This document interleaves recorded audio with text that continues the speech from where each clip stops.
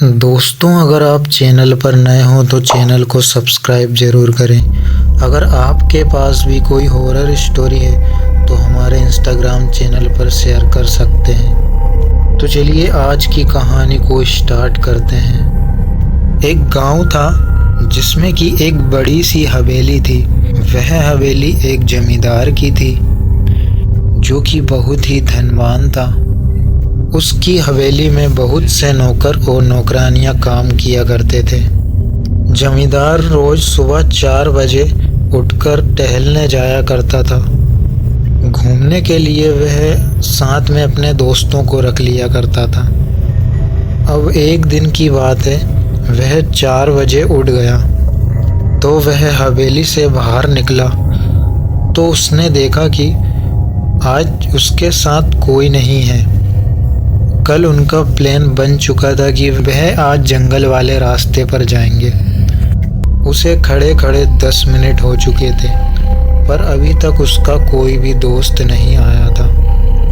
कुछ देर इंतजार करने के बाद वह अकेला ही घूमने के लिए निकल जाता है। आज वह जंगल वाले रास्ते पर आया था। अब वह बहुत आगे आ जाता है। वह सोचता है कि यहीं से वापस लौट जाऊं। तभी अचानक वहीं पर एक महिला खड़ी नजर आती है। काफी अंधेरा था। वह उस महिला को आवाज देता है, अरे कौन हो तुम? पर वह महिला एकदम चुपचाप खड़ी थी। उसका मुंह उधर की तरफ था। अब जमींदार उसके पास जाता है और उसके कंधे पर हाथ रखता है। अब वह जैसे ही पीछे की ओर मुड़ती है तो उसके चेहरे को देखकर जमींदार के होश उड़ जाते हैं। वह एकदम पीछे हट जाता है क्योंकि यह औरत तो वही थी जो कि 1 साल पहले मर चुकी थी और जमींदार की नौकरानी हुआ करती थी। अब जमींदार तेजी से भागने लगता है। भागते भागते जैसे तैसे वह हवेली पहुंच जाता है। वह जैसे ही हवेली पहुंचता है तो वह बहुत घबराया हुआ रहता है। तो उसके घर वाले पूछते हैं कि इतने घबराए हुए क्यों हो? तो जमींदार बोलता है, मुझे वही नौकरानी दिखी थी जो कि अपने यहाँ 1 साल पहले काम किया करती थी और जिसकी मौत हो गई थी। घर वाले बोलते हैं कि अरे कुछ नहीं, आपका वहम होगा ये। अब रात को जमींदार अकेला सो रहा था। उसकी हवेली 2 मंजिला थी। वह 2nd फ्लोर पर अकेले ही अपने कमरे में सो रहा था। अचानक से घुंघरुओं की आवाज़ आती है। घुंघरुओं की आवाज़ सबसे ऊपर टॉप पे छत पे से आ रही थी। अब वह घबराता हुआ ऊपर छत पे जाने लगा। अब वह जैसे ही छत पर पहुंचा तो वहां पर कोई नहीं था और घुंघरुओं की आवाज़ भी नहीं आ रही थी। अब वह जैसे ही छत पे से नीचे आने के लिए आगे बढ़ा तो अचानक फिर से घुंघरुओं की आवाज़ आने लगी। उसने पलटकर जैसे ही पीछे देखा तो देखा कि वही महिला छत पर खड़ी हुई है। उसने घबराते हुए कहा, अरे तुम यहाँ कैसे आ गई? और वह नीचे की ओर भागने लगा। वह चीखते हुए नीचे गया। आवाज़ को सुनकर सभी लोग जाग जाते हैं और उसके पास आ जाते हैं और पूछते हैं कि क्या हुआ। वह बोलता है, अरे मैंने अभी उस भूतनी को देखा है। वह छत पर खड़ी थी। वह सभी लोगों को छत पर ले जाता है पर वहां पर कोई नहीं था। तभी उसका बड़ा बेटा बोलता है, क्या पापा आप भी कैसे डरावने वहम पाल रखे हैं आपने? कुछ नहीं है यहाँ पर, चलिए सो जाइए आप। बड़ा बेटा काफ़ी गुस्सा हो गया था। अब सभी लोग सोने के लिए चले जाते हैं। सुबह जमींदार के एक रिश्तेदार उनके घर पर आते हैं। अब जमींदार और वह रिश्तेदार दोनों ही जमींदार जमींदार के रूम में बैठे हुए थे।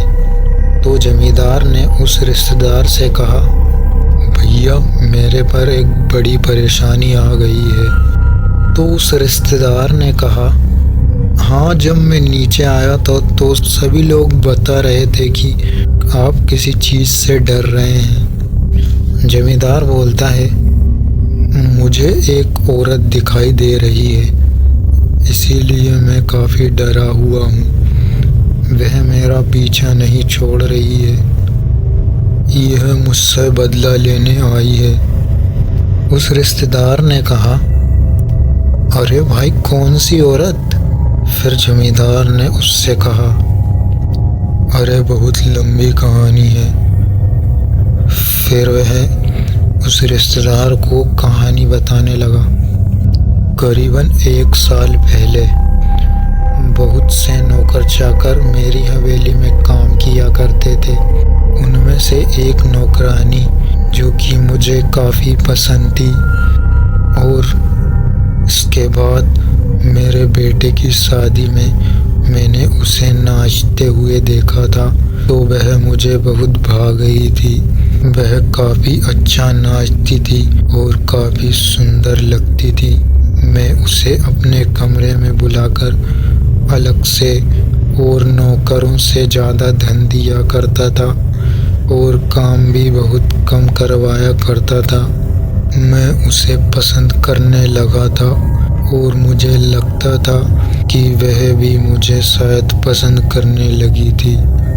इन सब बातों के बारे में और किसी को पता नहीं था।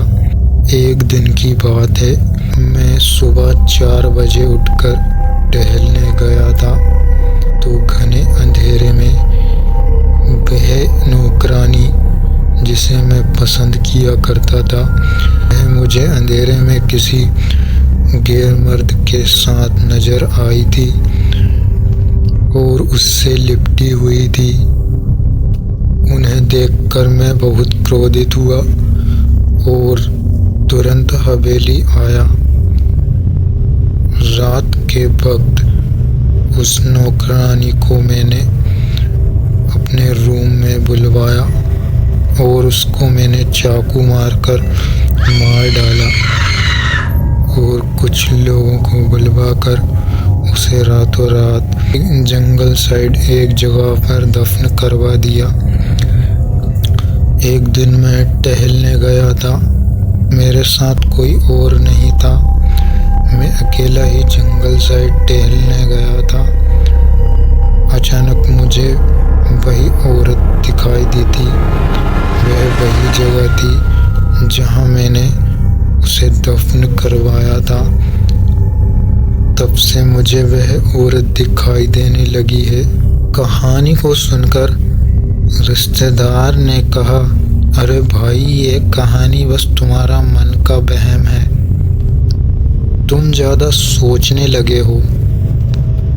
उस रिश्तेदार ने भी जमींदार पर भरोसा नहीं किया। अब कुछ दिनों तक वह रिश्तेदार उनके घर ही रुका, तो वह जमींदार के साथ ही सोया करता था।